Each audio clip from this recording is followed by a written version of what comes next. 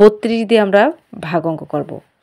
32 ভাগ একক, দশক, শতক, সহস্র ও লক্ষ, 3,84,320কে আমরা ভাগ করব।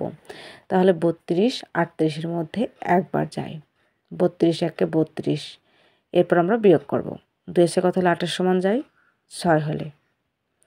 এখন ভাগের ক্ষেত্রে উপরে সবসময় একটা সংখ্যা আনতে হবে, একটা সংখ্যার বেশি আনা যাবে না। 64, 32 দুগুণা 64। এখন বিয়োগ করলে এখানে 0 হচ্ছে, আমরা উপর থেকে 3 লাগালাম। আর একটাও সংখ্যা আমরা লাগাতে পারবো না। এখন আমাদের কি শূন্য দিয়ে ভাগ দিতে হবে। শূন্য দিয়ে আমরা ভাগ দিলাম, এখন আমরা বিয়োগ করে 3 পালাম। এখন উপর থেকে আমরা 2 লাগাবো। তাহলে 32, 32-এর মধ্যে একবার যায়, 32 একে 32।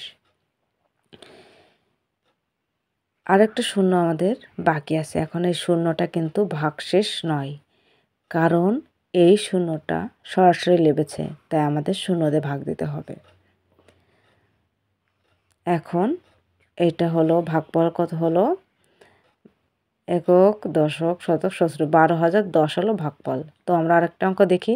27 ভাগ 87,902, 87,902কে আমরা 27 দিয়ে ভাগ করব।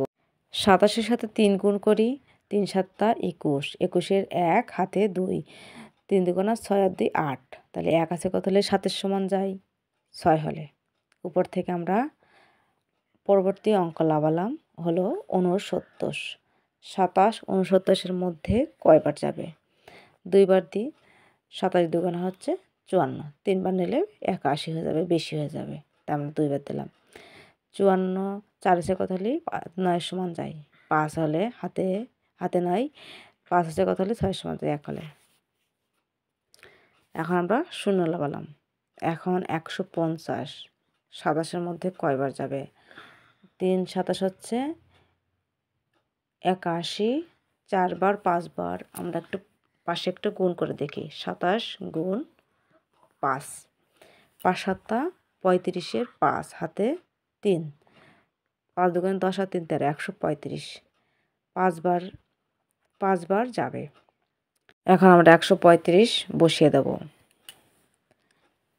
এরপর আসছে বিয়োগের কাজ। 5 আছে কত হলে 10-এর সমান যায় 5 হলে, হাতে 1 3 আর 1 4, 4 আছে কত হলে 5-এর সমান যায় 1 হলে 15। এখন উপর থেকে আরেকটা অঙ্ক আছে 2, আমরা লাভিয়ে নিলাম। এখন আছে এখানে 152, তাহলে আবার 5 বার যাবে 135। এখন আমরা বিয়োগ করবো। 5 আছে কত হলে 12 সমান যায় 7 হলে, হাতে 1, 4 আছে কত হলে 5-এর সমান যায় 1 হলে 17। তাহলে 32 ও 55 হলো ভাগফল, আর 17টা হলো ভাগশেষ। তো বন্ধুরা, এই ছিল আজকের ভিডিওটা ভালো লাগলে অবশ্যই একটা লাইক করবেন। আমাদের চ্যানেল নতুন হলে চ্যানেলটা সাবস্ক্রাইব করুন।